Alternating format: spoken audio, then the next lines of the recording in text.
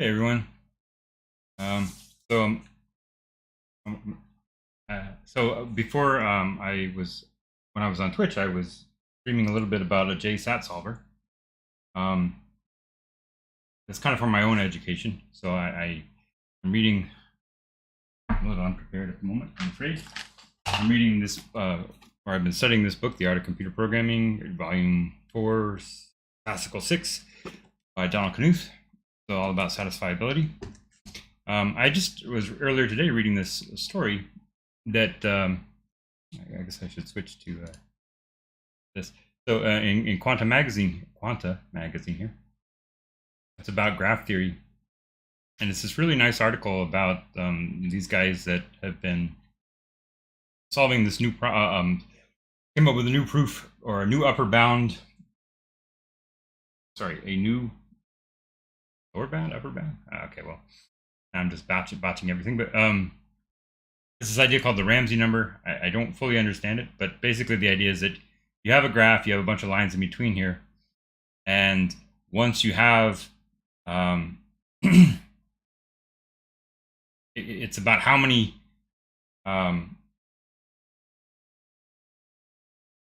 the question is illustrated by this picture, right? The question is, you have a graph, and you want to color the lines in a certain way, and how big does the graph have to be before you get this thing called a click, where basically all the sides are, or all the connections between those points. In this case, a click of size 3.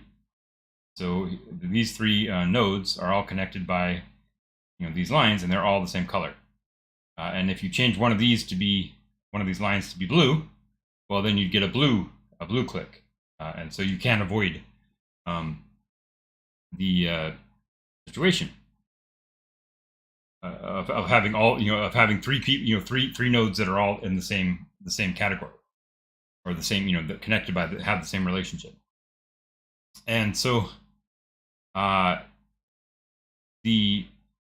what was interesting about it to me is, even though I have no idea what, so apparently Ramsey was, he's probably, I think I have the picture of him.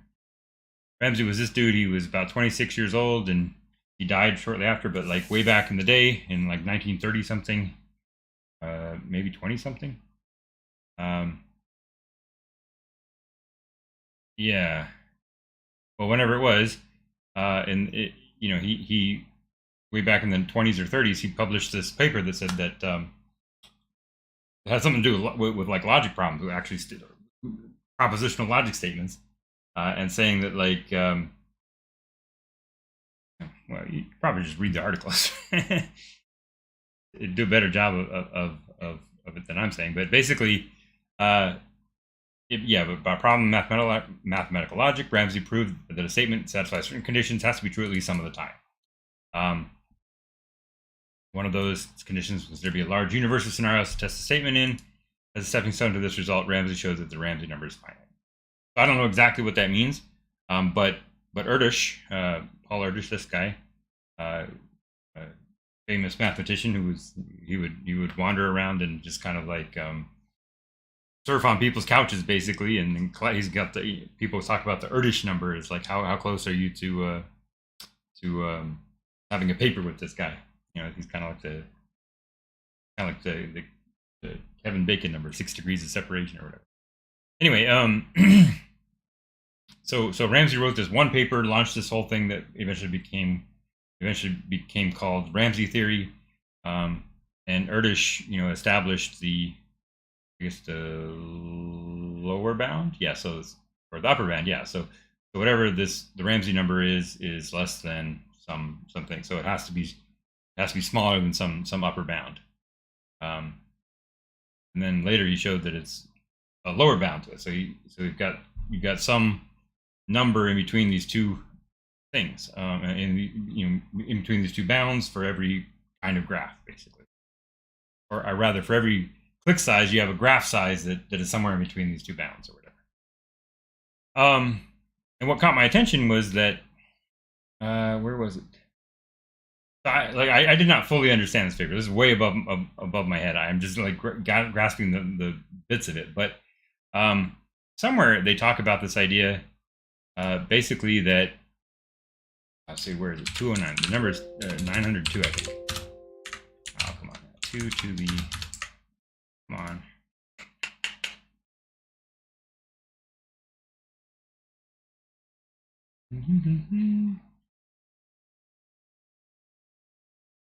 I'm getting to it. Wait a second. I literally just copied and pasted this to tweet it.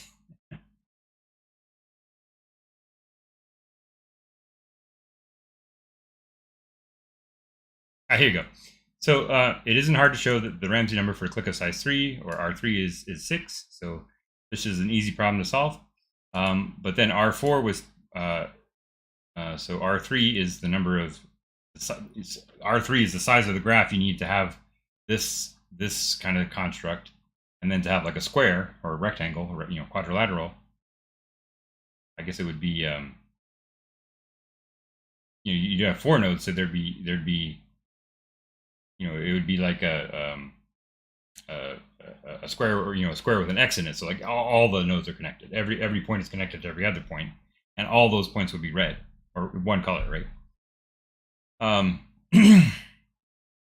So apparently, once you have 18 nodes or 18 nodes in your graph, and I'm guessing that means a connected graph like this, where all the nodes are connected,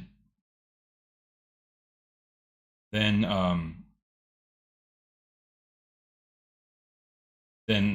once you have 18, then you have to have one of those squares, or squares with the X's in it. So, or window panes, if you want to call that. So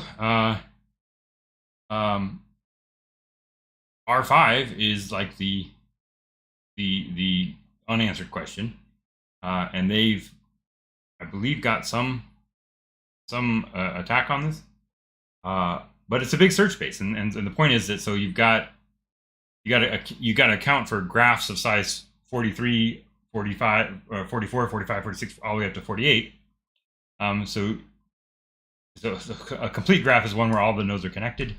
And so just on the 43 case, you have 903 edges connecting those 43 nodes. And then you have a choice of 2 colors, and so you get 2 to the 903, which is just astronomically large, as it says. So the what caught my attention there is that whenever you see 2 to the number, like, that's a truth table. 2 to the something is a truth table. In this case, you have 903 input bits, and then they can either be on or off. They can be red or blue, or whatever you want to call it. Black or white, 1 or 0, whatever you want to call them. You have 902 or 903 bits. And of course that number gets bigger and bigger for 44, 45, 46, 47, 48. And so you have to test that entire space.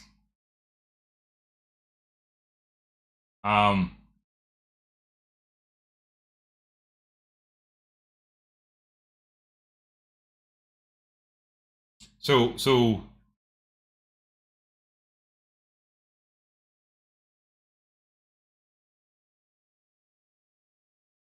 I guess what you're seeing then is that if you have if you just drew a random graph,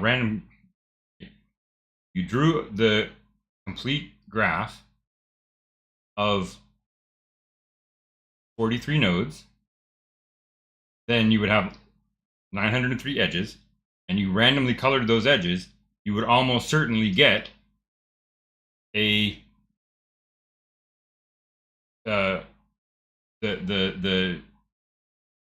like the connected pentagon, a complete pentagon. A clique that has 5 numbers that everything is connected, and they all have, and all the connections have the same color.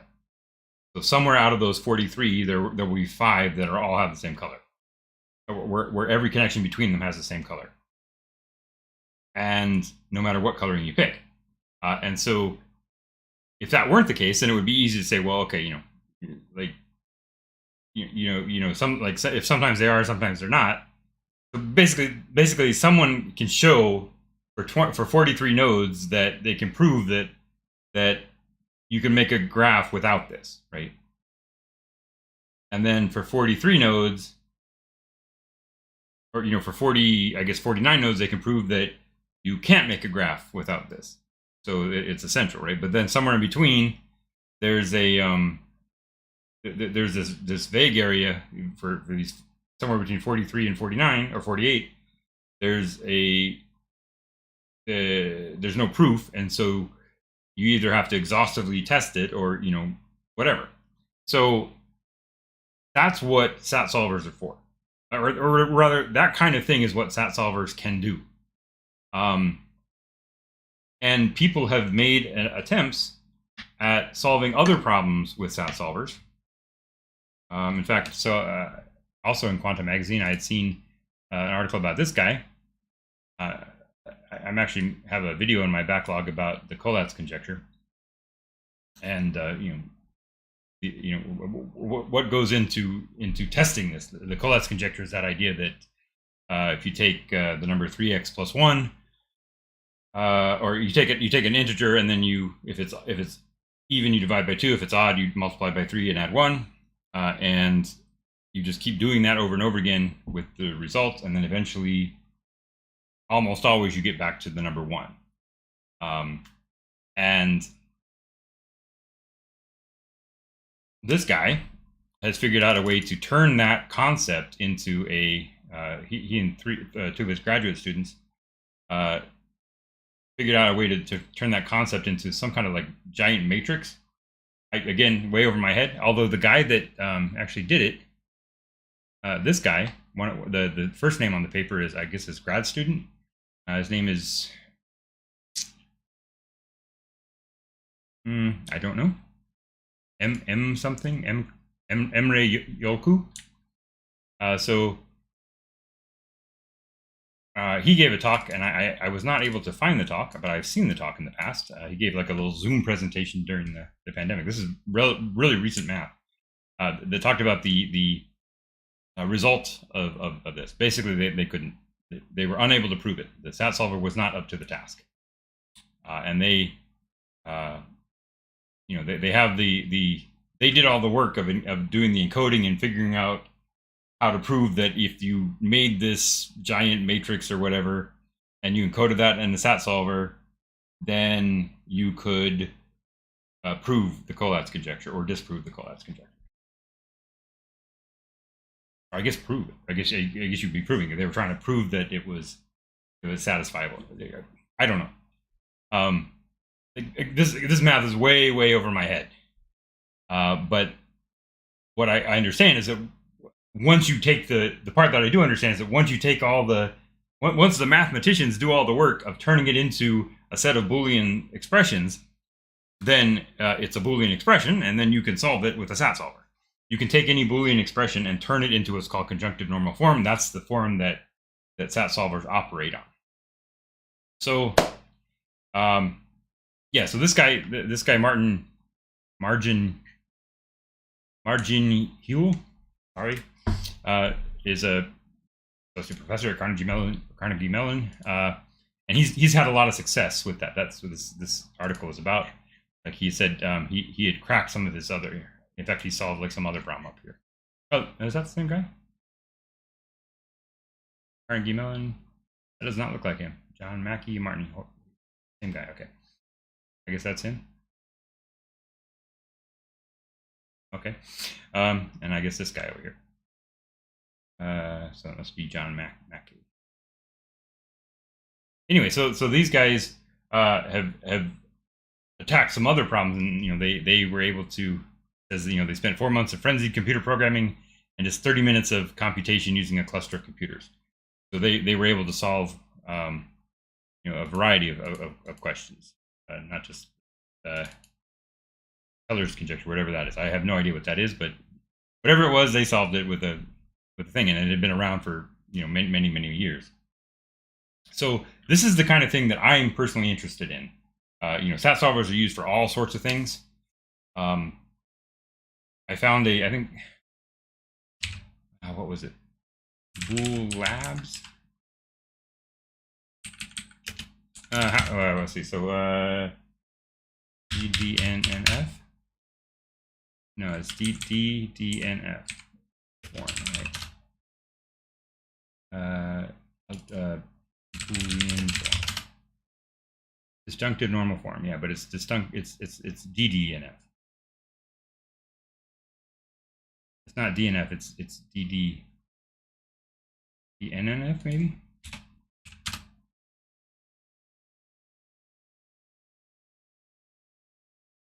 There's another one besides disjunctive normal form.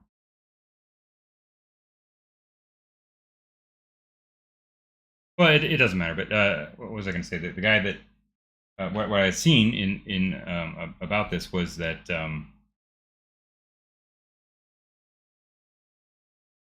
sorry, lost my train of thought. Oh, I know what it was.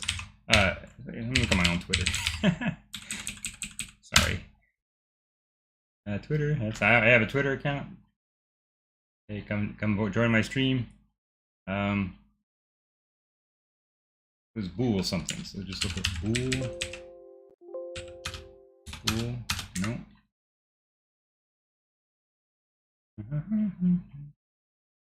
This guy.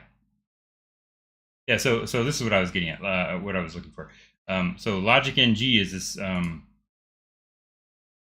is a Java tool that's kind of similar to Bex. It looks like it's way more powerful than Bex at the moment.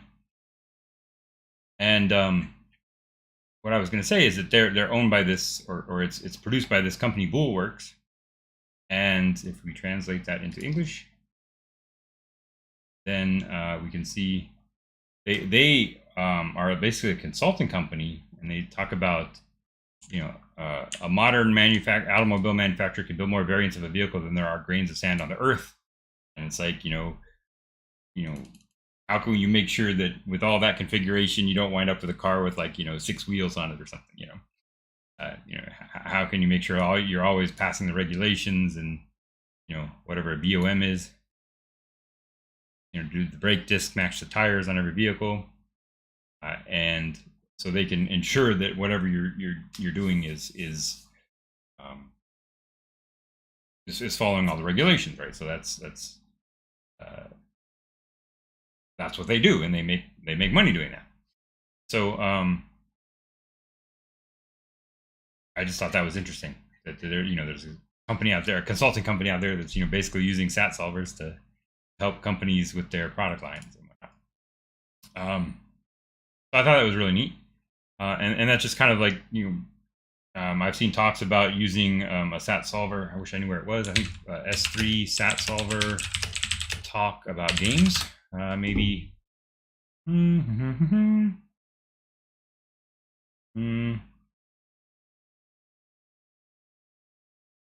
No, it wasn't this. That looks interesting, but this was a YouTube talk, I think, and he was talking about it was calling about S3. It's actually an SMT solver.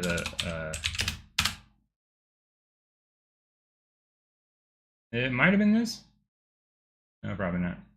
I have no idea why I'm getting all these. This must be something called SMT. Be a game or something. But anyway, that could be this one. Yeah, this might be it. I'll bookmark this. All right, I'm John. This was the one. Yeah, this was a cool talk. And he talks about using SAT solvers to, I believe this is the one where he talks about like solving games or verifying, a similar kind of situation in a game. So if you're interested in SAT solvers and you want a more prepared talk than what I'm doing here, that's that. Yeah, I'm just kind of rambling now, aren't I? Okay, so let me log into my virtual machine over here, and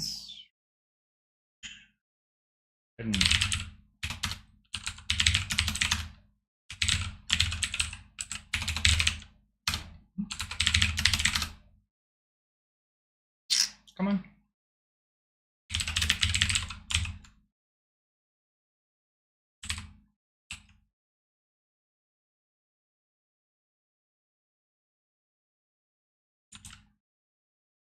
Yeah, it's actually still up here. All right. And so, as I said, I've been working on a SAT solver in J.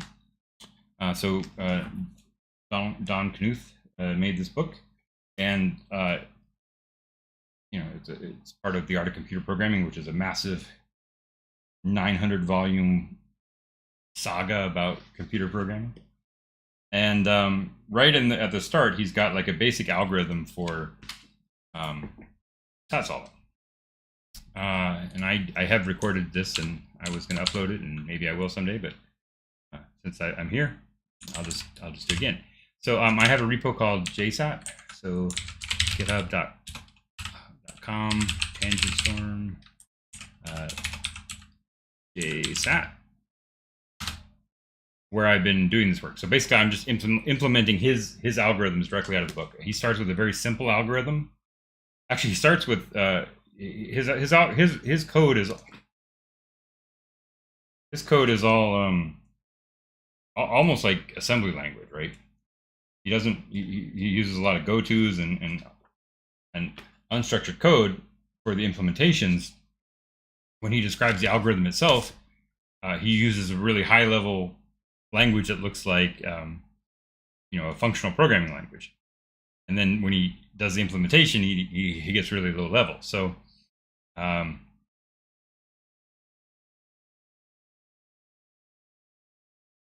so this right here is actually a direct translation of his satisfiability solver. I started. Okay, I'll just run these. I'll just run these. All right, so if I say J,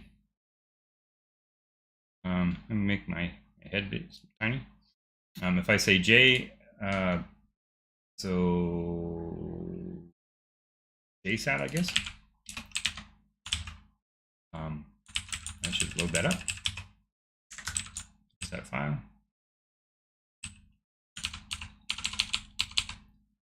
All right, so yeah, so the idea is you're asking whether or not you're given a representation of a Boolean function, that is something like this, where you have variable numbers and then they're either negated or not. And generally you have 3 of them in each clause, and you're ORing them together. So this says not x1 or x2 or x7. Any one of those satisfies that clause. Or I'm sorry, and then another clause, and this would be not x8 or x3 or not x2. And so you have any collection of those of 3 literals, inverted or not, and then ANDed them all, and you AND them all together. And then you can, you know, generate anything in that format. So the most common case is 3SAT, has exactly 3 literals in each one of the clauses, and then it can have any number of them, hundreds, or you have 1, or it could have thousands. So this is an example of a problem called the zebra problem, encoded in this. So this is like, you know, there are 5 houses on the street, and one guy's got a zebra, and one guy's got a dog, and, you know, this guy smokes this kind of cigarette, and this guy drives this kind of car, and, you know, the one who drives this car is next to the guy with the camel, and so forth, you know. And so all these things are encoded as these little clauses, and then you know, this winds up being a complete description of the problem. You wind up having 155 variables in there. So the minus sign means that they're negated, or, you know, inverted. And so this is kind of like the format you would normally get it in. Although normally you would get it with a negative sign rather than a, you know, this is this is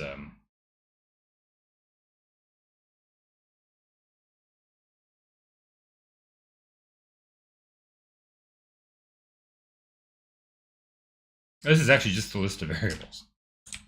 Okay, I don't know why I did it that way. But the actual zebra problem is this, right? This is the actual encoding. So this program parses that and does, you know, whatever. So anyway, the idea is that what I did here is I made a truth table. So I think so I have a program called SAT0 in here, and then SAT1. So SAT0 is just like a brute force approach, so I could explain what it is. So I say make bits 4, and that gives me I think B0, B1, B2, B3, and B4. Oh yeah, because they don't use a 0 because you can't have a negative 0. So I normally would call that x0, but I'm calling it B1, B2, B3. And you can see that these are the if I can I do load?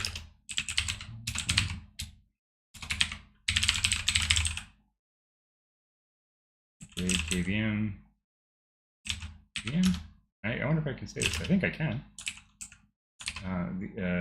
B1, B2, B3, B4.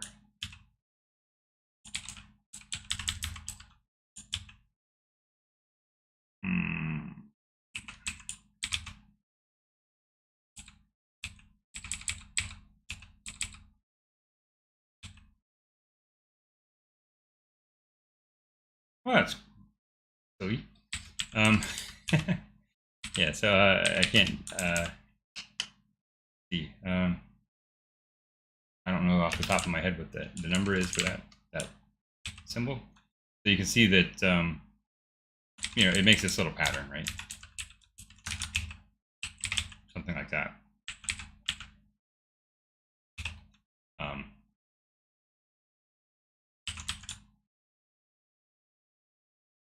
Yeah, I probably have the same thing loaded up here. Yeah. So a very similar thing here. Nope. This one I do.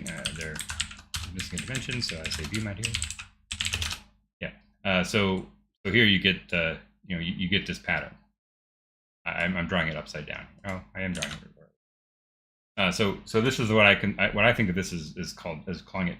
I call this binary signal space, right? The idea being that every time you add a variable, you double the size of this space. And the first one, the one that I call x0, it goes 0, 1, 0, 1, 0, 1, 0, 1, 0, 1. And the second one goes, x1 goes 0, 0, 1, 1, 0, 0, 1, 1, and so on. So you're basically counting in binary, right? And this is the least significant bit, and it's changing every step. This one changes every 2 steps. This changes every 4 steps. This changes every 8 steps, 16 steps, 32, 64, so on all the way up, to infinity, right? So when you have 902 variables, like in that Ramsey thing, or you would have 2 to the 920, and even with the zebra problem where you have 156, like 2 to the 156 is just so big you cannot make a truth table. But for little small things, when you only have 4 bits, you can make a truth table.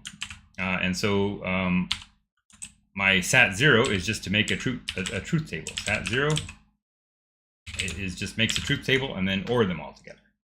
So TT, let's see, what is that? TT, it says, I think we should make this bigger. Make this a little bigger. Make it 16 points.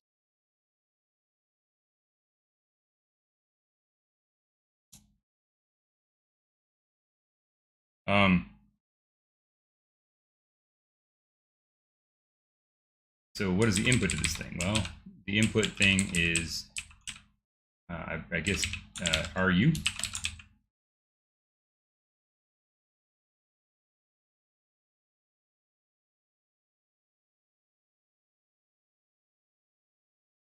Oh, I see. So C2 string, I didn't really document this very well, did I? C2 string of 1, 2, -3. Yeah. So what it's doing is actually just writing some J code that makes that truth table, right? So if I then evaluate that, I get this, right? So B1 was this, B2 was this, not B3 was this, and so B1, B2, not B3 gives me this, and then I'm going to just OR those together because that's what this line is saying, OR any of these together, and that gives me that output. You can't see that, can you? Head's in the way. Okay, so anyway, that's the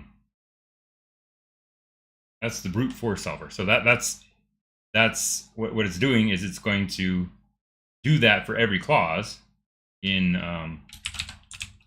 RU. So we'll do that for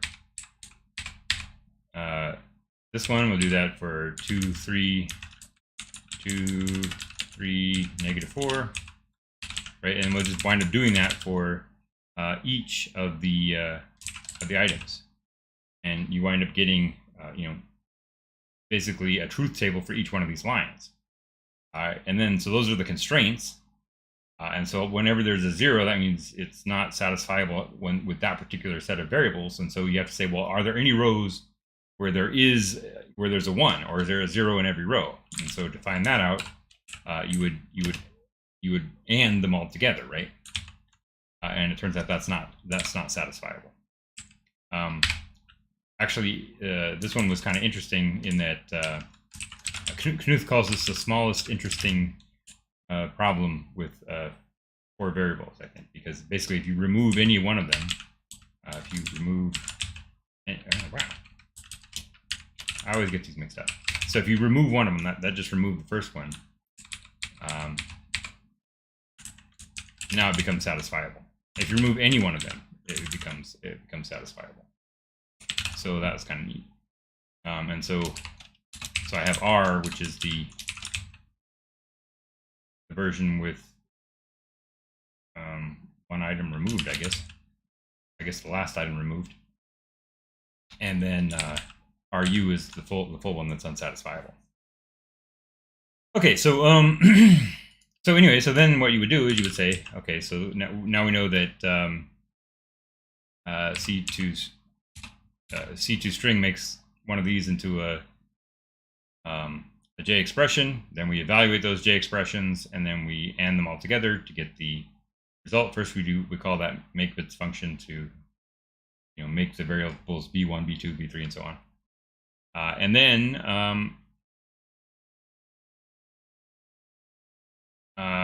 then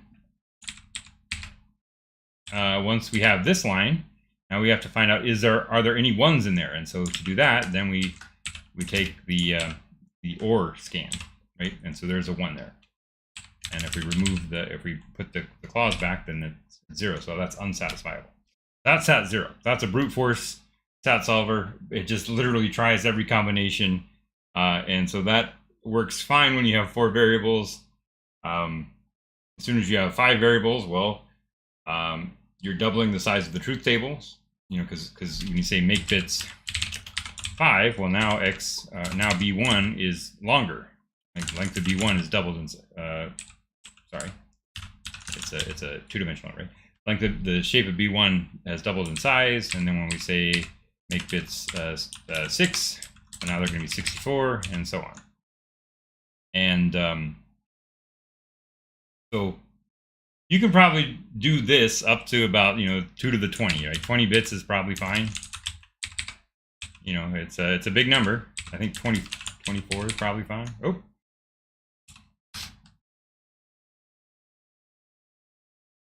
really chugging. Yeah, so I think I've just killed Jay there.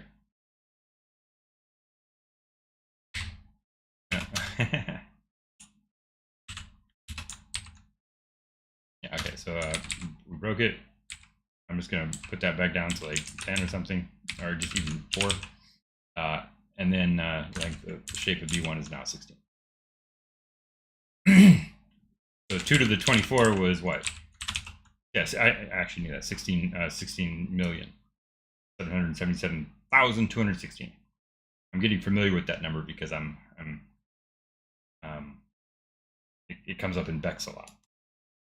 So Bex is my solver. It is more advanced than this, but it is not a SAT solver. It doesn't actually use this format as input. It can take that format, or it doesn't have a parser for it, but you can encode that format easily. But it just takes any Boolean expression. Whereas SAT solvers are specifically optimized for this format. This AND product of OR clauses, right? Okay, so that's SAT 0, and then SAT 1. Here we have zebra. So sat okay. Right. So sat. The idea is that these so that particular zebra problem, for example, was you see some of it is saying, well, this basically says there are variables 1, 2, 3, 4, and 5, and one of them has to be true. At least one of them has to be true, because you have to have an or of this. One of these has, at least one has to be true. They could all be true if you just look at this clause.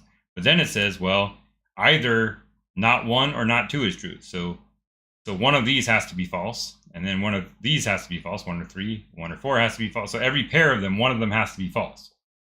And the point of that is, when you say that every pair is false, then or has a false member, then that means that only one of them can be true. And then this means that at least one of them is true.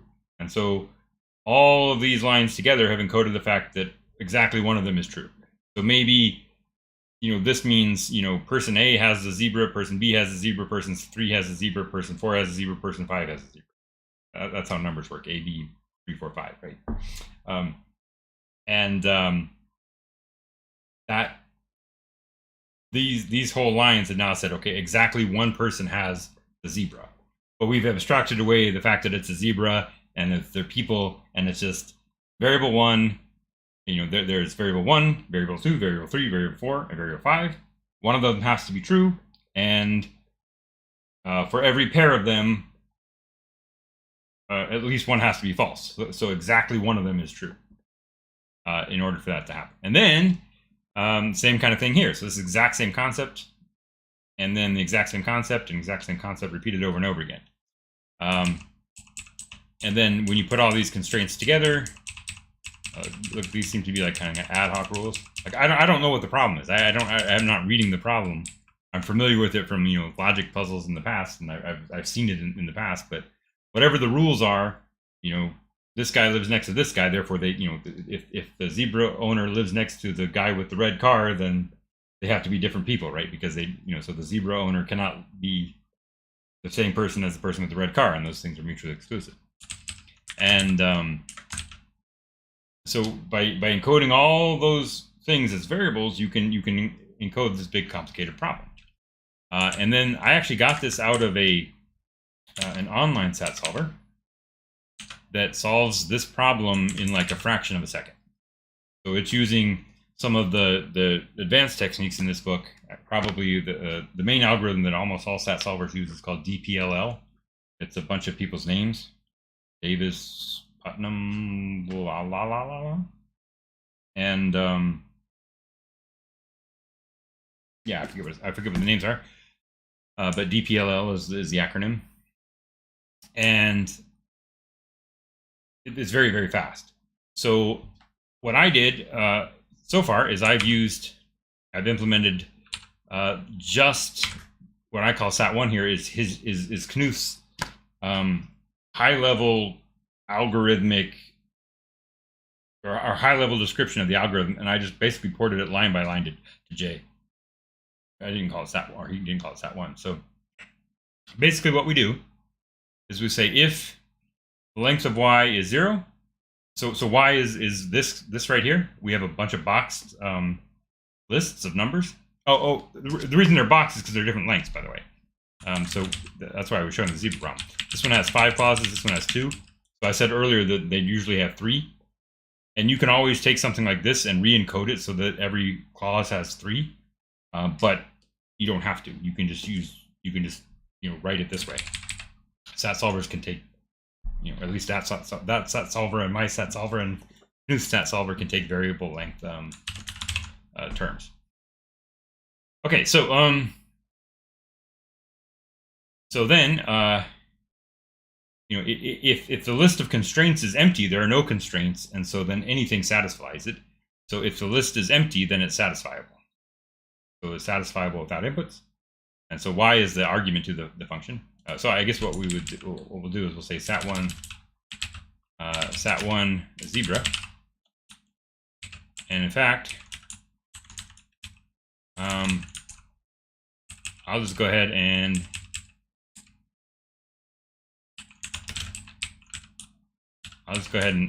do this. So this is saying, this is going to say sat1 of zebra, assign that result to a variable called ZC. And this is, this is the actual assignment, right? So that's what I was looking at. This is the answer. And then figure out how much time and space it costs. So it looked like it cost about 8 minutes, I think. So I'm going to let that run, and I'll probably be talking for about 8 minutes. I tend to do that. And maybe it'll finish, and if it doesn't, we'll just move on. So the first thing it says is, well, is the list empty? If so, then we return the empty list. So you're trying to return the list of you're returning a list of assignments, right? So the output is going to look like this, right? Oops, sorry. The output is going to look something like this. It's 150. It's a array of 155 items, and then I just factored 155 to see what the values were. So it happens to be 5 and 31, and I just use that to arrange, to format. So I put them in a rectangle. So that says, you know, factor it, reverse those factors. So it says, this is basically says 31 5 shape of ZC.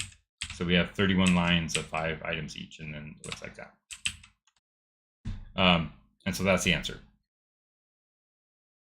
And now, if you can interpret that you know who owns the zebra. I don't, but the SAT solver knows.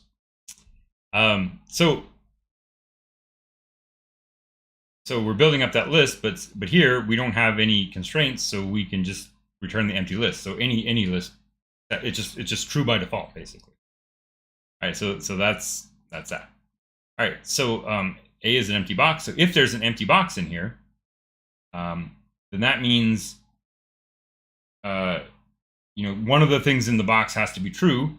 There's nothing in the box, and so like the default value of like if you do an OR scan of an empty list, which I can do if I make a new J terminal, you know, like the sum of an empty list is 0, right? So the OR scan of an empty list is 0 for false. The AND scan would be 1, like just like the product of an empty list would be 1. That's like the identity function, the identity attribute. So the min is also an idea for AND, but like, what is the min of an empty list? I would think it's negative infinity. It is, but that is the max. This is the min. Right. So the min.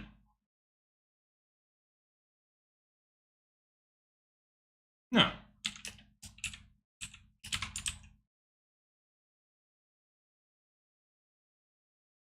Oh, right. So the min of an empty list is the highest possible value you can have, which is infinity, and the max of the empty list is the lowest possible value you can have, which is negative infinity. Got it. Okay. So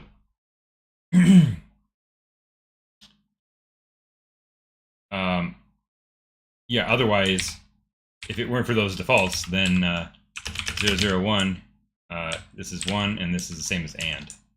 I'm sorry, OR. It's the same as OR. Whereas the min is the same as AND. So if you have 1, 1, 1, and you do a min scan, you get 1. You put a 5 in there, you still get 1. And then, right. So where I work, we use AND and OR as the symbols for these things, for AND and OR, but they also mean max and min. They don't do bitwise ANDing and ORing as they would in C or JavaScript or whatever. Anyway.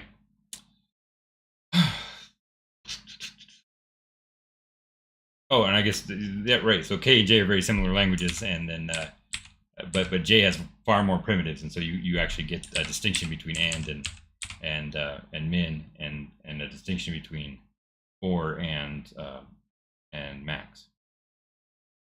In fact, or is actually generalized, but it is the the greatest common factor. Yeah, the greatest common factor. So if we say 15 and 10, we should get 5, right? Yeah. And then the and is the least common multiple. Is that correct? So 30. Yeah. So they do have generalizations outside the Boolean realm, but they're not the same ones that K chooses. All right, enough of that. Anyway, so okay, that's still running. So right, so if one of these boxes ever gets empty, and we'll see how that can happen in a second, then a colon is just a constant. It's just the built-in name for the empty box. It's called the ace, ace, like the playing card. And if ace is an element of y, then the answer is unsat, which is just a symbol, right? So S of unsat, right? I don't know if you can see if there's a little backtick there. It means it's a symbol. Okay, so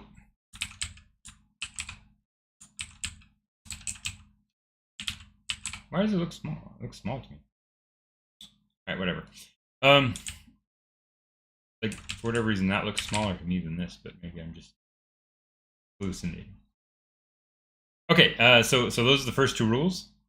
So you show it's satisfiable by having an empty list of clauses, and then you show it's unsatisfiable by having a empty clause within the list. But if it's not one of those, then you have to choose a bit, and you're just going to pick. So we just pick one of the numbers. So this says, so inside the curly braces here, it says the double curlies. I wish they were highlighted a little better, but that's the expression. So you have y, which is some, some set of boxes, and you raise it. So that just removes all the boxes, and you just get one long list of everything inside the boxes. And then we're going to take the first item.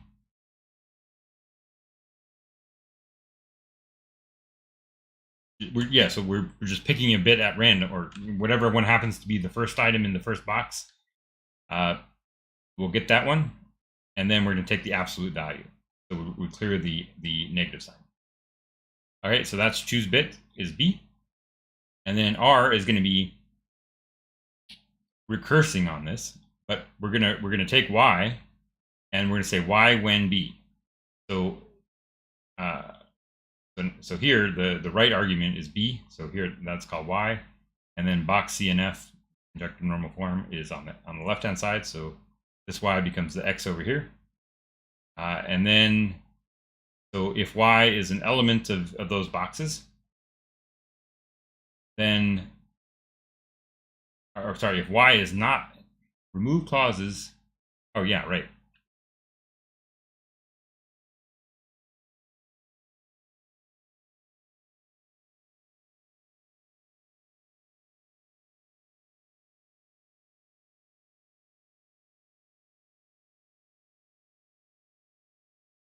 Oh yeah, so if Y is not an element, so if say the number is 10, this one does not have a 10 in it, so we keep it. So we change this box to the number 1, and we use that to say we'll make one copy of that box.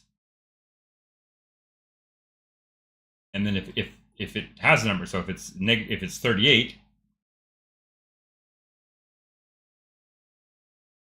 no, sorry, if it's negative 38 would not match. It has to be we took the absolute value, so it's positive. So if the number was 1, if Y is 150, we're assigning it to true. So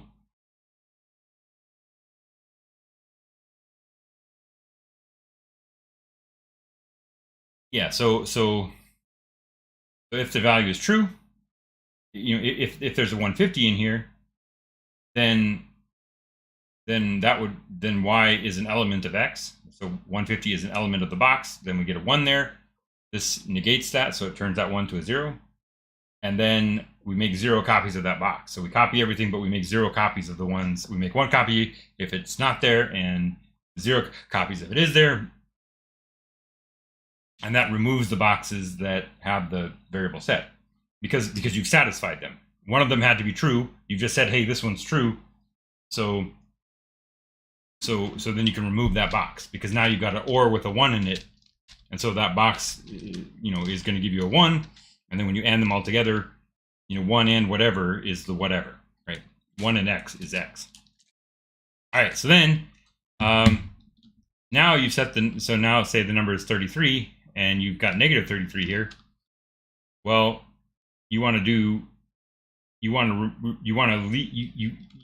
that's now not true. So 33 is true, and then the constraint is that one of the possibilities that for this constraint is that 33 is negative. Well, that's not the case anymore.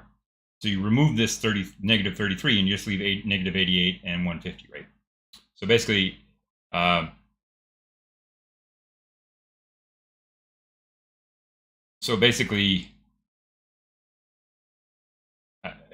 this says without y. This basically says without negative y.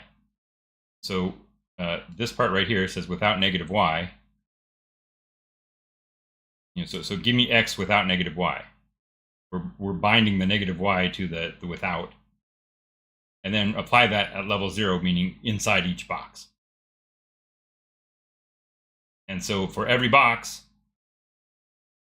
remove any negative y's you see. And, so if it's 33, you remove any negative 33, and then you return the x, and you return the new copy of the array.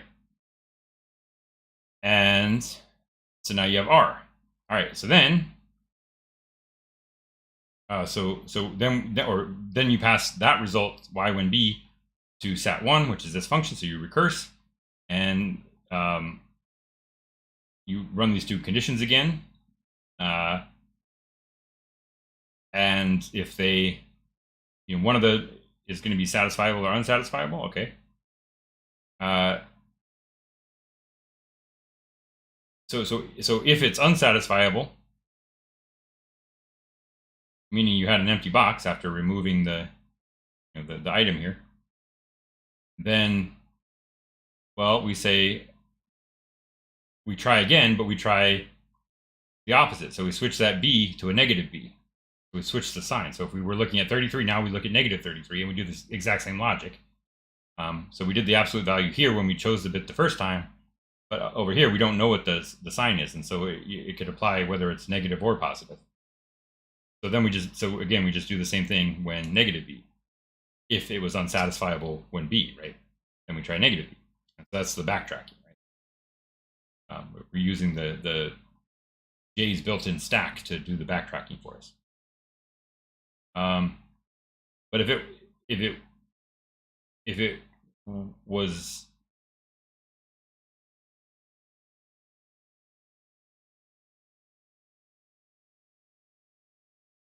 right, so otherwise,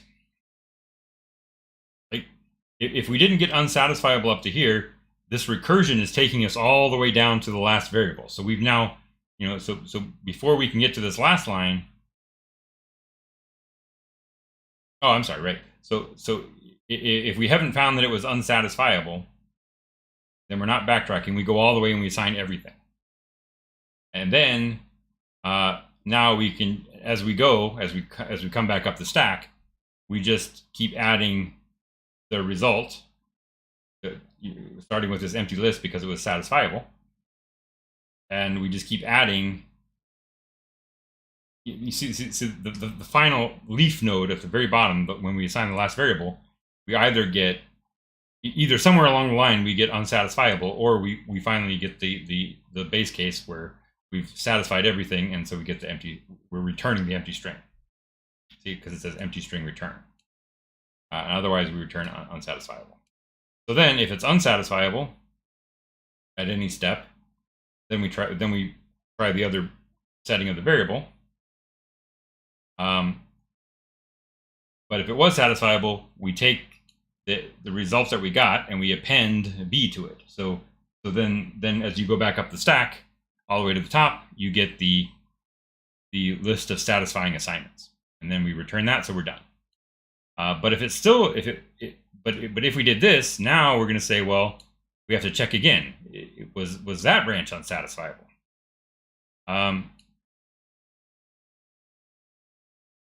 And the answer is a bug, right?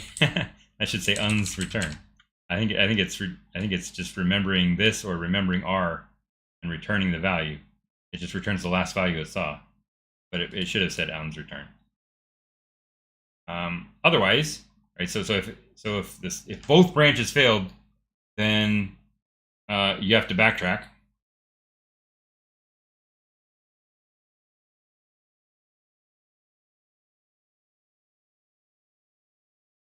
And does that clearly that I know for a fact that completes it, that completes the algorithm, but in my head it seems a little fuzzy right now. So let me just clarify it in my own head.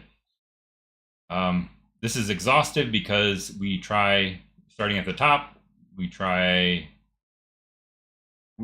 It's not exhaustive in the sense that it gives you the whole truth table. What it does is it either finds the first satisfying collection of assignments, or it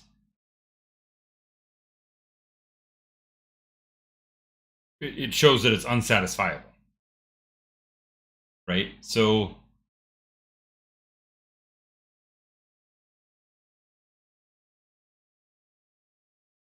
the only time we're going to return unsatisfiable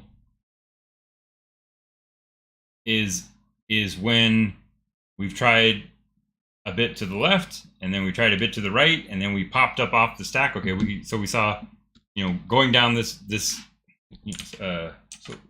thing, right? Let me flip this over.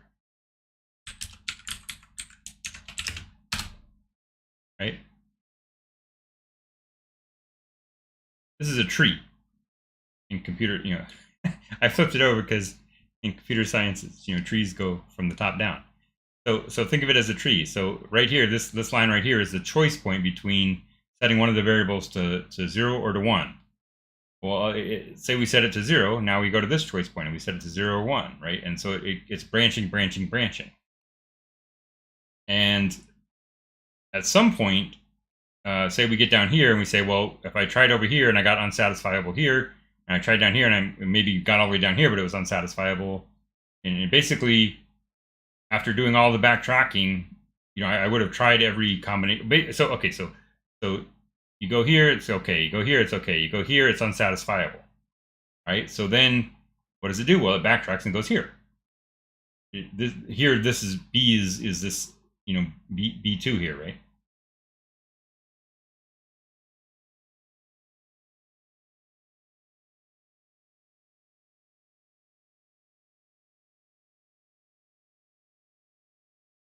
The particular algorithm picks a variable that just happens to be here. So it doesn't.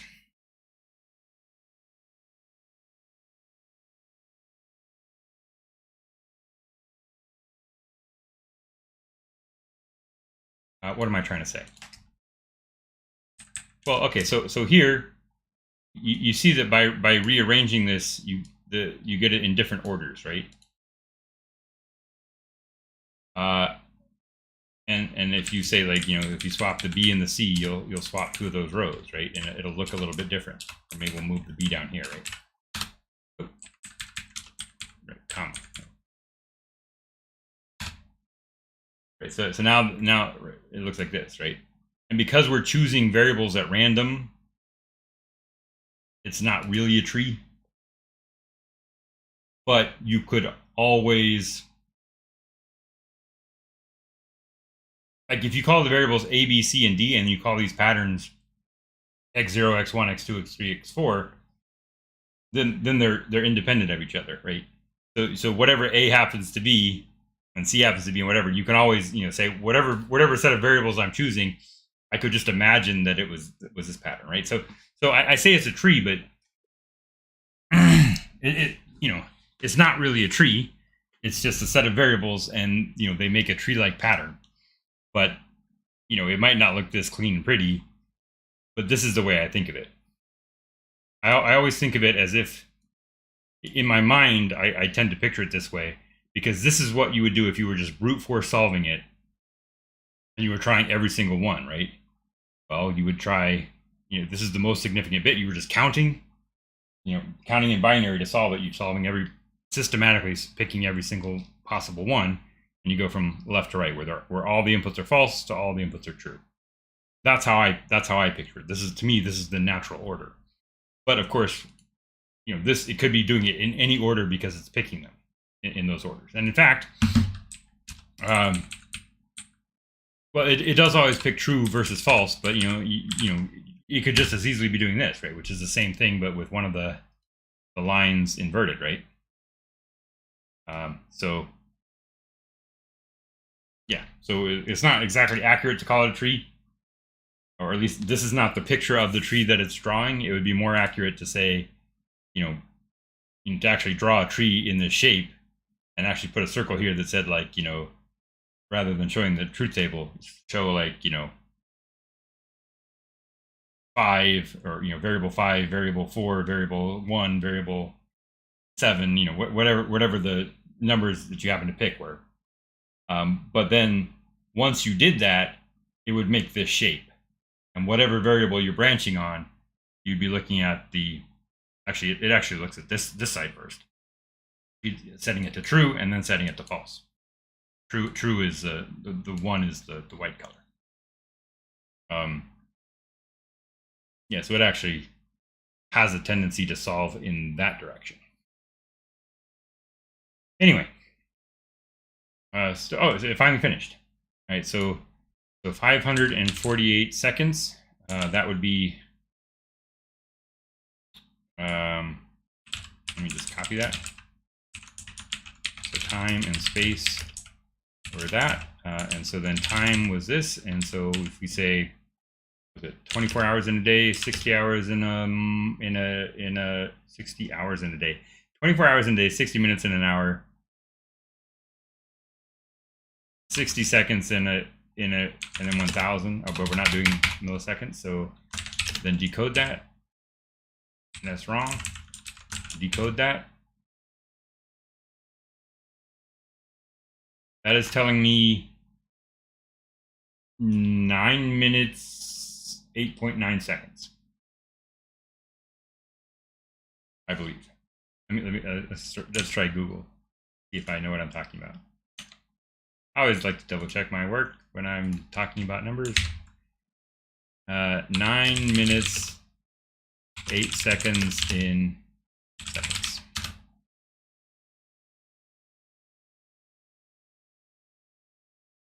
Interesting.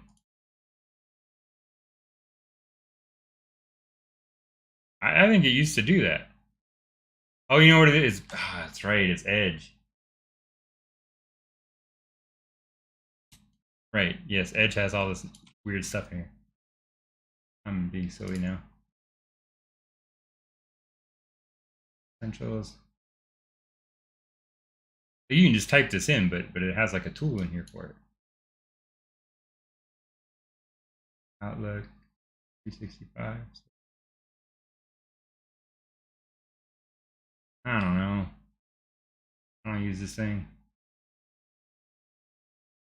There's no reason not to use this anymore. Like, Edge has become Edge is so much nicer than Internet Explorer. But anyway, so that's my my JTalks list of topics.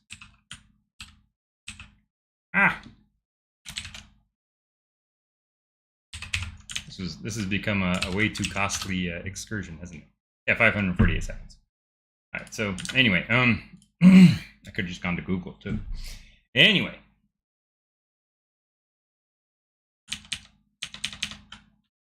I could have just trusted Jay because I knew what I was talking about. I could have just trusted myself.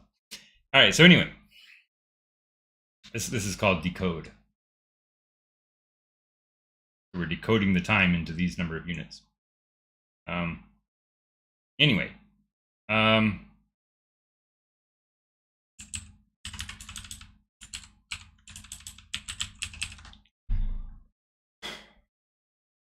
that's it. That was it. Right, we got back here. We did the whole walk of the tree. We got the answer. All right. So now what is ZC? Well, ZC is that. And again, length of ZC is this, which turns out to be 5 by 31, which we can do, and then we can say reshape. Let's see.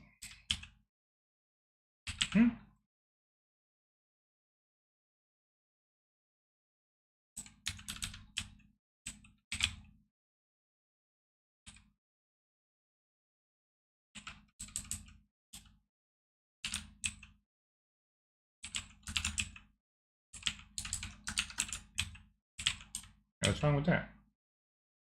Isn't that what I said a second ago and it didn't work?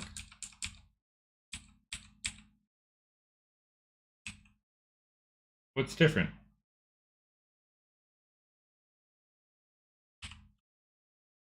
What's different between that and...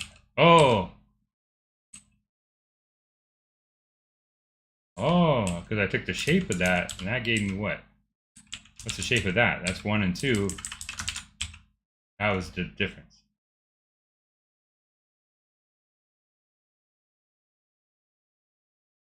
Yeah, because when it converted, because when you have, if the shape is this, then 531, you can reverse it all you want.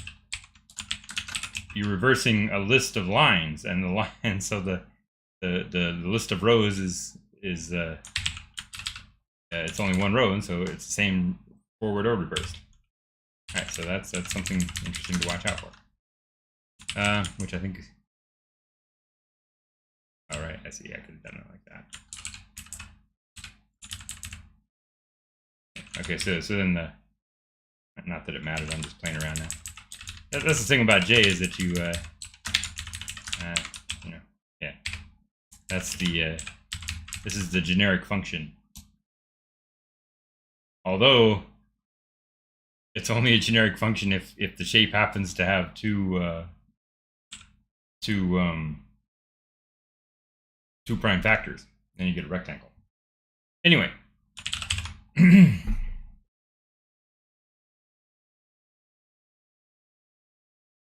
not 2 prime factors. But the full factorization is exactly two items long, right? Like 5 squared would have 1 prime factor, but a factorization of length 2, I guess. All right, anyway, so that's JSAT. And that was the complete algorithm for a SAT solver. Well, that was a very limited SAT solver because what it's doing is wasteful. It's taking this big data structure, in this case the zebra thing, which is 1,135 lines long, and it's making many copies of that. So it makes a copy here when it, well, first of all, it makes a copy of all that data by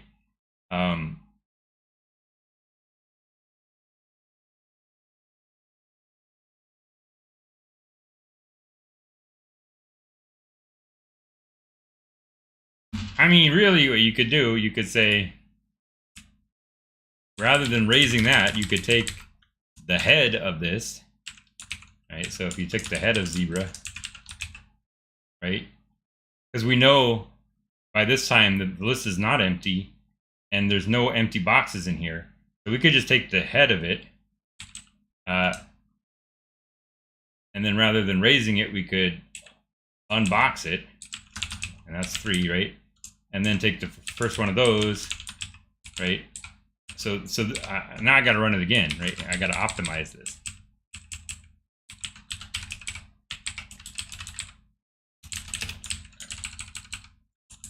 So what do I say? Take the first item, the first box, unbox it, or we could do the same thing here. Either way, and then take the first item of that, and then take the absolute value.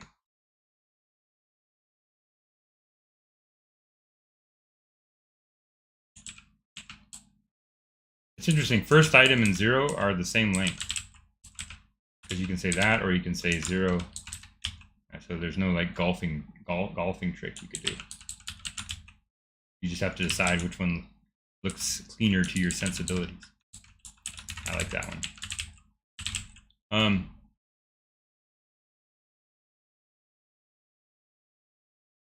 So now I want to run it again and see if that makes it like how different that is now.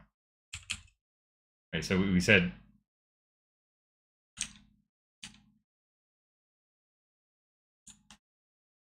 It was 9 minutes 8 seconds, right? Oh, and we have to do it in Edge, right? Do it in Google.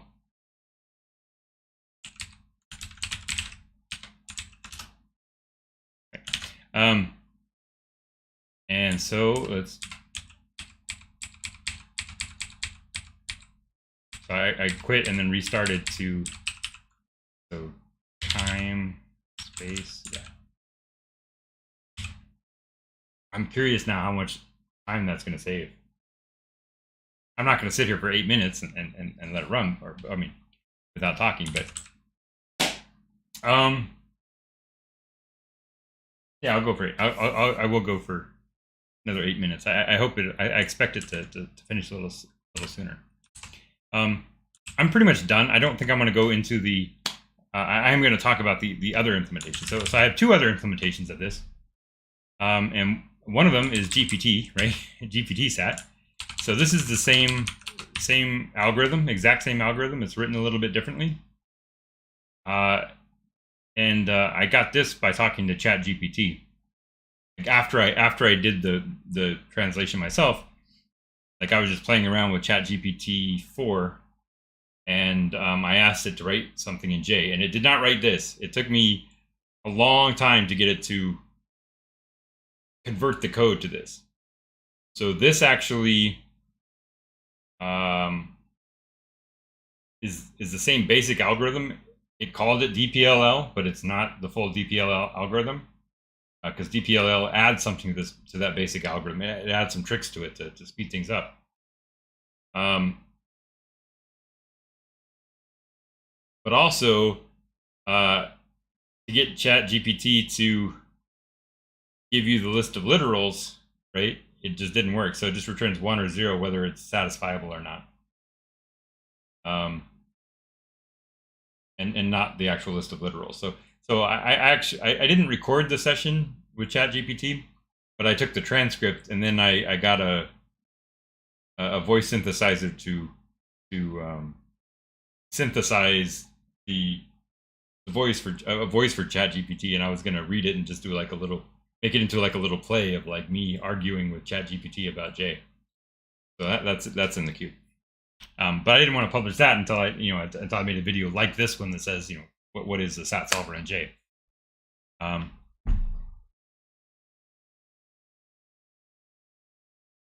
wonder if this concludes that. I do want to make a presentation with JPrez about this same idea, and maybe what I'll do is I'll talk about this one. So this is okay. So that was the naive algorithm that we've been looking at so far, which is just like the general basic idea of what a SAT solver does. And then what Knuth does is he takes that and he makes concrete implement. Or let me show you what it looks like. Nope. Right, so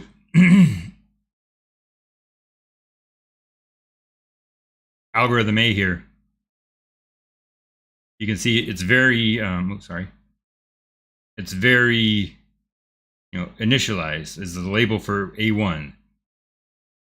Set A to M and D to 1. You have to figure out what all these things are, and it's very low level, almost like assembly language. Knuth writes all his code for a machine called MX, something like that, like a little register virtual machine of his own design that tracks like all the memory allocations and gives you kind of stat, or somehow he tracks all the stats and gives you like detailed statistics. He always reports kind of like running time in terms of how many memory allocate, or running cost in terms of how many memory allocations and how many steps it took and how many instructions it took and things like that. And he uses that to compare algorithms. And he writes his code just basically in it's not assembly language, but it's like very imperative style code without loops, without structured programming. It's he's got ifs and go-tos, and that's the style he uses. So of course translating that to J is a little weird, and I did that. I translated his code exactly. That's that same RU that running over here. That's that same RU, unsatisfiable. And I've got some, this is kind of like where indices and yeah. So I'll run this in a separate window. So J sat A, CD J sat A. So this is not the zebra problem. This is the this is R, right? So you're looking at this, right? At this set of clauses, and the idea is that he creates this table, right? So he does a lot of like really imperative stuff, like really get some performance out of this. It's still a very slow algorithm, but he's removed all the recursion. He's created a bunch of linked lists, and this was quite a bit of trouble. I guess I'm satisfied, but I think where I left it was if I tried to run this on RU on the unsatisfiable one, then it doesn't quite work. I don't know. I'm not sure. But it's a much more involved code because it maintains this giant table. So these are variables. Actually, P is just the index. It's just the position it's the index into these arrays. So you've got this thing called L, and basically these are the literals. So this is, how do you say this? C is what clause it is. So this is the first clause. This is clause 0, has 3 items. Clause 1 has 3 items. Clause 2 has 3 items. Had we been looking at the zebra problem, we would have seen 5 zeros and then 2 1s and then 2 2s, and because we had 5 in the first item and 2 items, whatever. This tells me what literal it is, and it's like an encoding scheme where this is number 1. So you multiply it by 2 to get the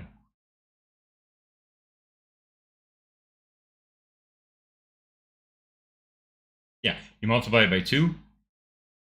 So starting with, so this is variable 1, this is variable 2, and this is variable 3, and you add 1 to it, so it's negated, right? This is like this first clause, 1 2 not 3, 1 2 negative 3, is translated to 2 4 7, and then written backwards like that. Or it's actually written with the it just sorted, I think. I believe that's how it works.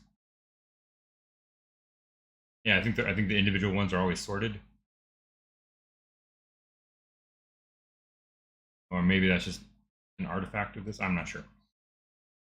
Anyway, and then F and B are like forward and backward. It's a doubly linked list, so these are the forward links and the backward links. And that's all for this part of the table. And then on this part of the table, these indices do something different. So this is just empty. This is saying like, where's the first entry for item 2? So if you want to look at variable 2, variable 1, so you want x1, right? Or b1, I guess I'm calling it. b1, you take the 1, you double it, you get to 2. If you want not b1, you add 1, you get 3. So this is b1, b1, not b1, b2, not b2, b3, not b3, b4, not b4, and then that's the -4 down here, and that's the total number of variables, and so that's as far as it goes, and everything after that is the linked list. And so you say, well, if you want the first item here, you look at slot 30.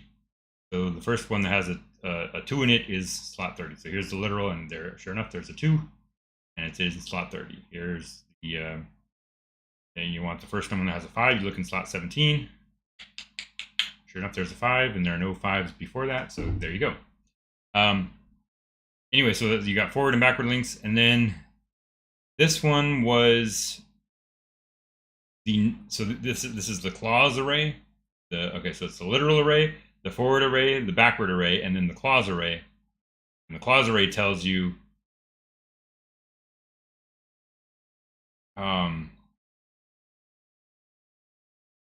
so here it tells you what clause are you in. You're in 0, you're in 1, you're in 2, you're in 3, you're 4. And this one tells you for that literal, how many clauses does it currently appear in. And then so it appears in 2 and 3 and 3 and and so on. And then for the clauses, you have a set of lists, and they are there are 6 clauses, 0, 1, or 7 clauses, 0, 1, 2, 3, 4, 5, and 6. I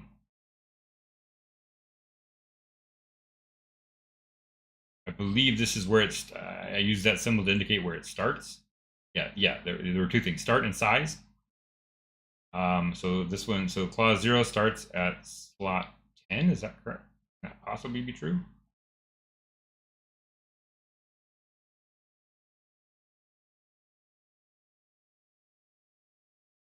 Seems like this is backwards. Clause 1 starts at 13.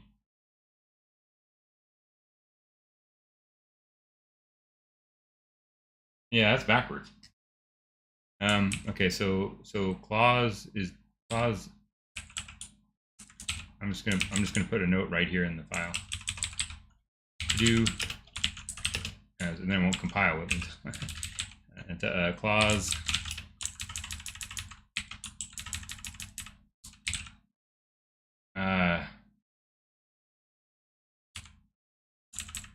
Table row is backwards. All right, so when I run that, it'll fail now. But or maybe I'll put a warning there.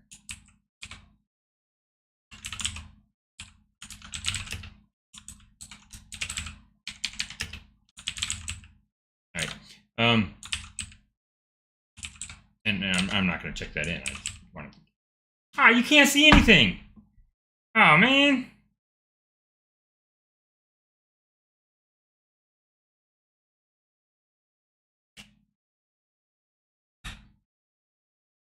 That's why you edit.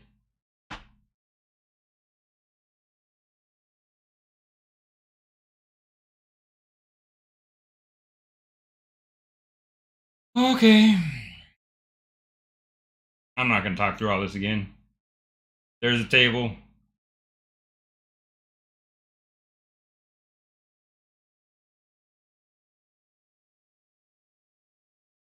Yeah, the whole point I was trying. Oh, man, that sucks. The whole point I was trying to make is that these tables are there, and when I want to talk through this for real, I want to use JPrez, and I want to like kind of animate the inner workings of this, because it's kind of neat, but it's also a lot of work. It's also a lot of work to do all this, because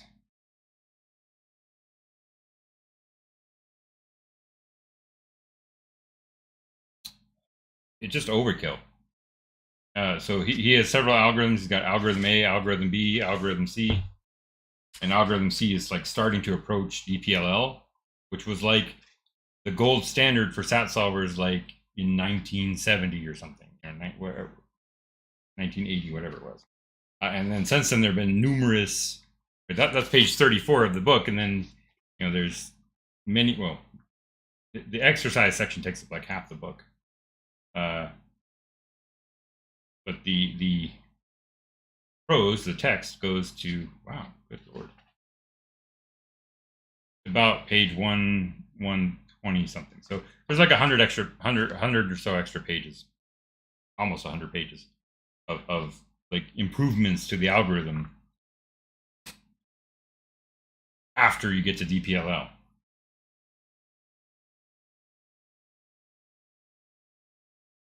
All right, well, man, sorry about that. I'm not going to refilm it. I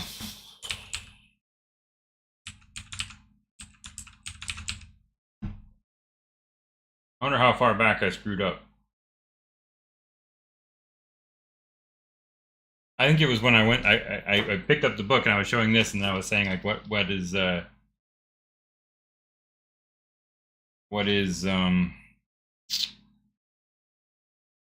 what the code looks like. So it was only when I started talking about algorithm A. So I just missed all the algorithm A stuff. That sucks. Sorry. I will. I do. See now I do.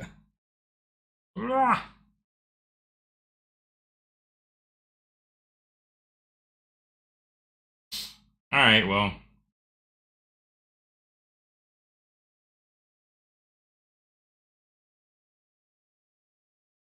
I guess I count this as a rehearsal, right? It's not like anyone's watching this anyway, but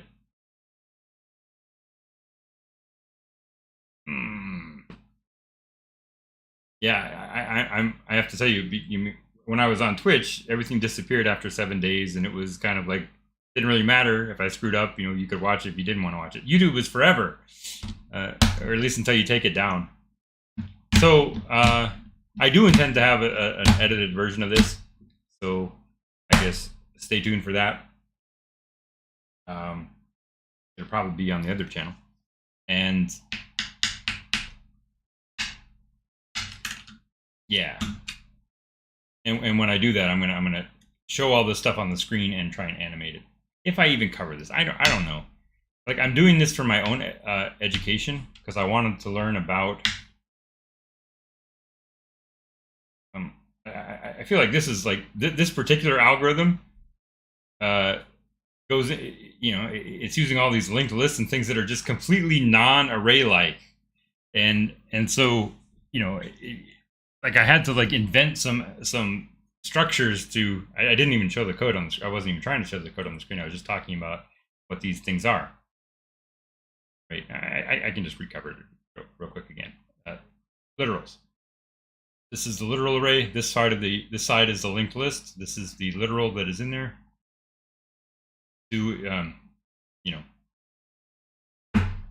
Whatever. The numbers are 1, 2, 3. 1 gets mapped to 2. -1 gets mapped to 3. So you double it. You double the absolute value, and then you add 1 if it was negative. And so that's what these numbers are. These are just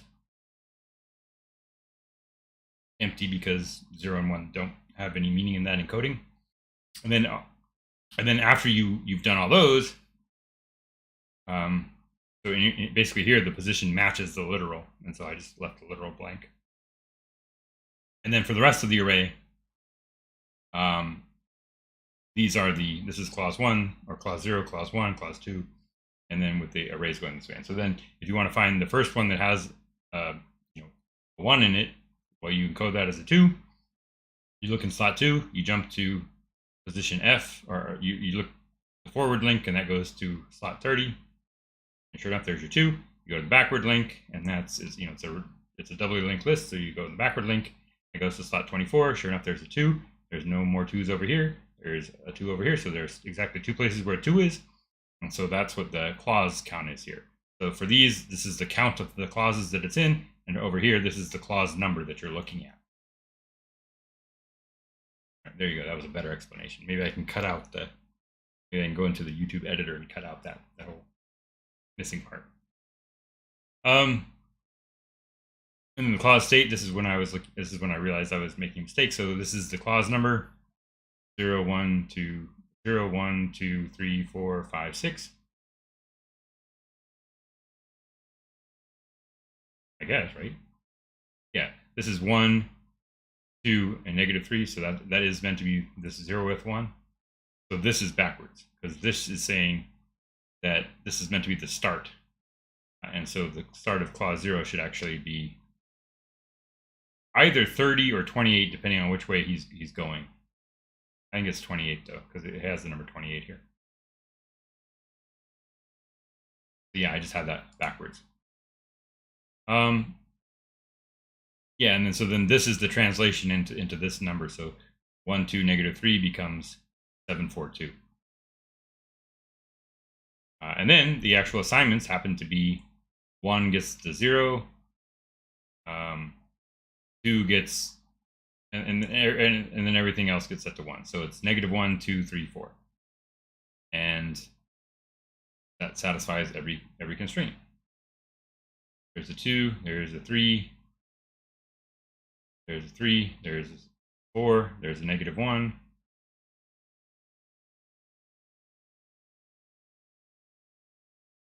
There's a 4, and there's a -1.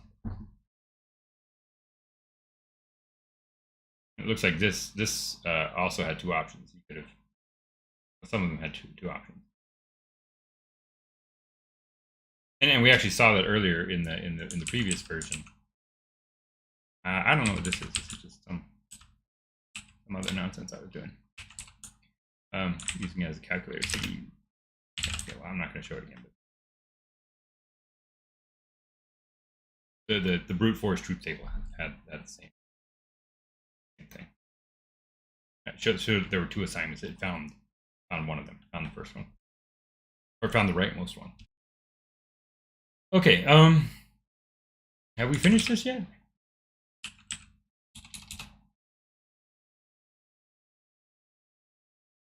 No, we haven't finished it yet.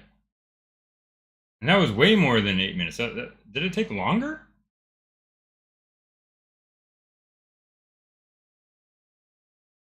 It's taking way longer. I find that very curious. I'm surprised that it's taking so much longer to do that.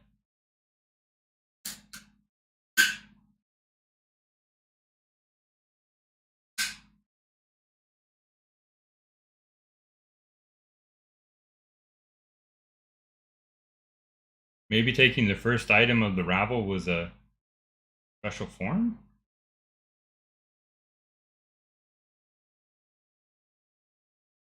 I don't know. There are certain combinations of primitives in J that are much faster. Or you can't even see what I'm looking at here either. I was just saying it's still running.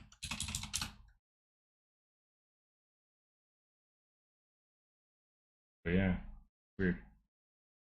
However long it's been more than that many minutes. So I'm going to say that was not an optimization, and I'm not going to sit here and wait for it to finish. It's now 10:08. So whatever time I said I started, that's how long it's been taking. Okay. Well, anyway, that's pretty much where I've gotten to so far with the SAT solvers in J.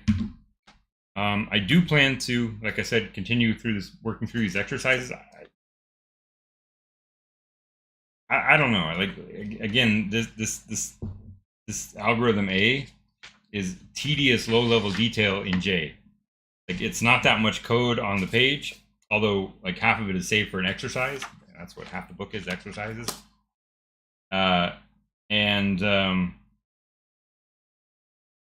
it really doesn't add anything to the to this SAT1, right? The SAT8 does not really add anything to SAT1, except that you're not using boxes. You're using all these linked lists and whatnot. And but I've read ahead. I mean, I've read ahead, and I know that algorithm B like discards a whole lot of the linked list machinery. I was really just doing it because I was kind of curious, like, how do you model a linked list in J, and what can you do with it? So that was kind of the idea. And I think I might make a video about linked lists in J just as a data structure. J doesn't have. It doesn't exactly. You can't make like circular references and circular data structures and things like that in J. You can't make. Well, I suppose you can. You can with locales and objects and object-oriented programming, but the basic array type doesn't let you do that kind of thing. So I was, and then if you were to make a linked list, you probably would want to do it this way with like, make an array and then make things inside the array linked to each other. So I found that interesting, and just in working through this tedious algorithm, I found some interesting stuff. This is also interesting. Like I have I call these things right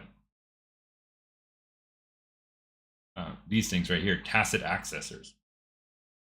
So this is obviously not tacit code, but they're assignments, right?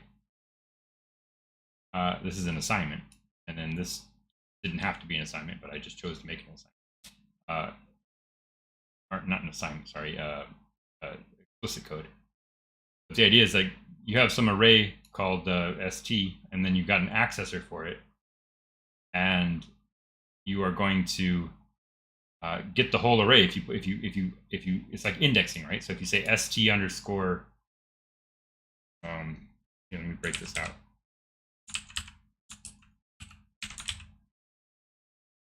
So this is the other window. Here's st, and if you say st in capital underscore, you get that array. But if you say 0, you get that. You can use an index into it. But then you can also say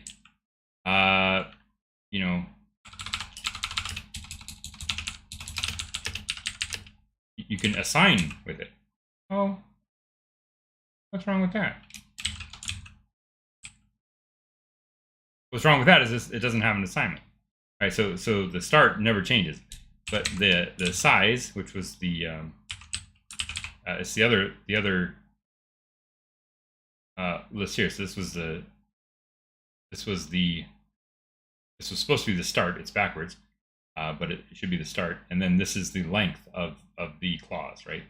So they all happen to be 3 here, but had I used the zebra one, some of them would be 5 and some would be 2, and then this whole list would be, I think it was 1,000 clauses long, right? So obviously I'm not going to put that on screen. Anyway, but size is one of the techniques he uses. He changes the size, so the data stays in place, but by changing the size, you just remove the rightmost item from the clause each time. You just decrease the size. Or I guess you could increase the start, but then you wouldn't be able to find it too. Yeah. So anyway, so start never changes, so it doesn't have a dyadic version. So let me do that demo again. So looking at the size now, here's the whole array, and then if you say -1, you get that 2 over there. -1, 2, 0, right? You're going to get that 1, and then 0, 1, 2, that 2, and then the 0 is the 1. So this is an accessor. You can also make multiple copies of something, of some entry in there. And then you can say, well, okay, put something in there, and then now you've updated it, and that's what this does. So now you could say, well, so now you could have a tacit function that says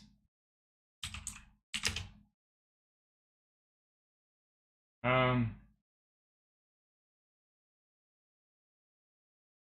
we'll just flip it, right? We'll just say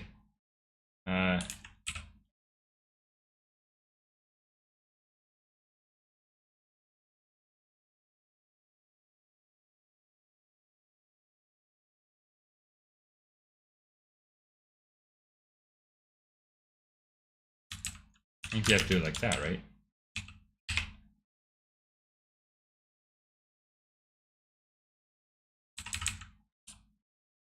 Or you could say 0 minus,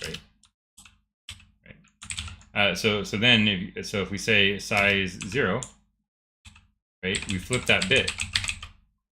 We've inverted one, right? So yeah, so you could do it like this as well,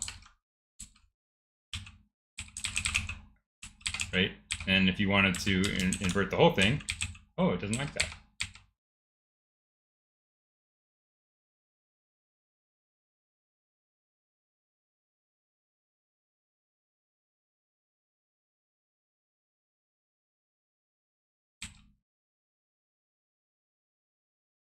Oh, because you can't actually do assignment with a underscore, but you could do bang of length of size like that.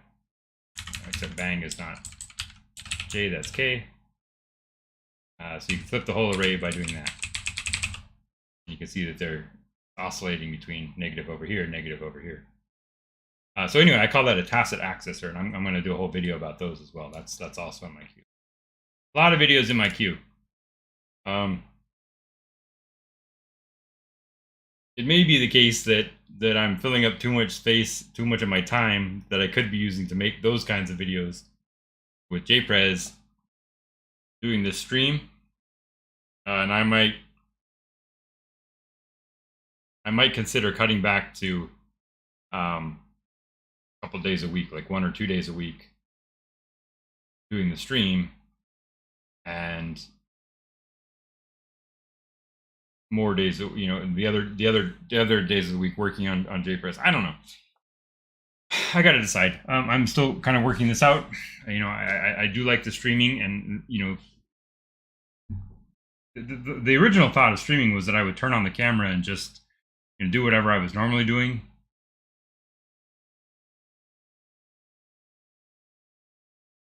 And at the time, I was working on one project, JPrez, and I was working all the way through. And like now, I'm juggling projects because I have,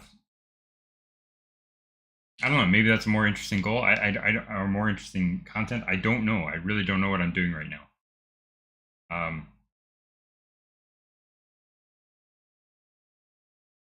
Yeah. Wow. This is already on 1 hour 42 minutes. So I think I'm going to stop. Yeah. It is Thursday, so I stream.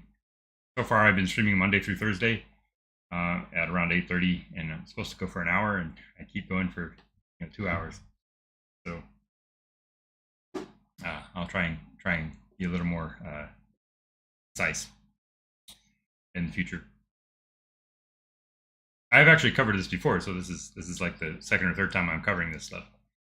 So it actually did go, other than not being able to see the screen, it did go well, or it went somewhat smoother than what the first couple times I did this.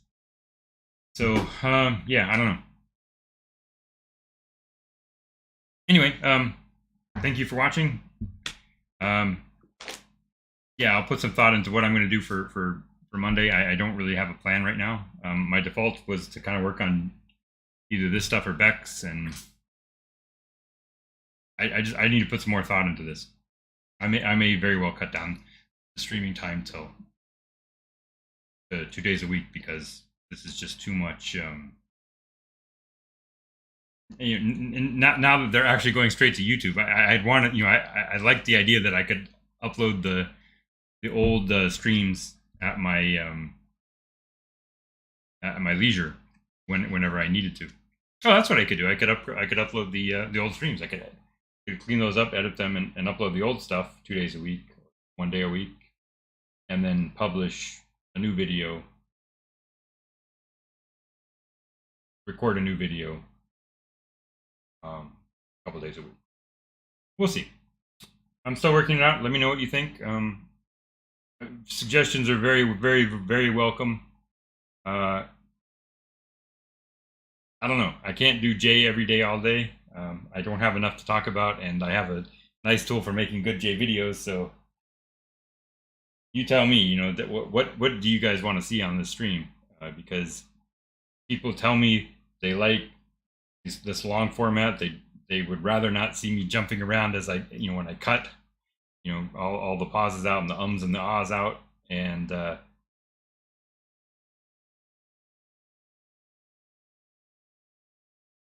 the other hand, I know for a fact that people, the YouTube analytics tells me that most people don't watch that kind of stuff. I lose most of my visitors with this long form content. But it could be that I just haven't found the right audience yet, because a couple of people say they really appreciate it and they thank me for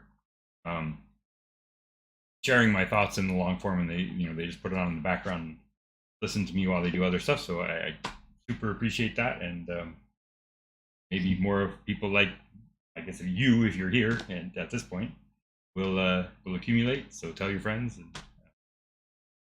and yeah, feel free to leave a comment, ask me any questions you want, ideas for posts or for things to cover, questions about anything I've covered, anything, just I don't know. I'm doing this because people have asked me to, and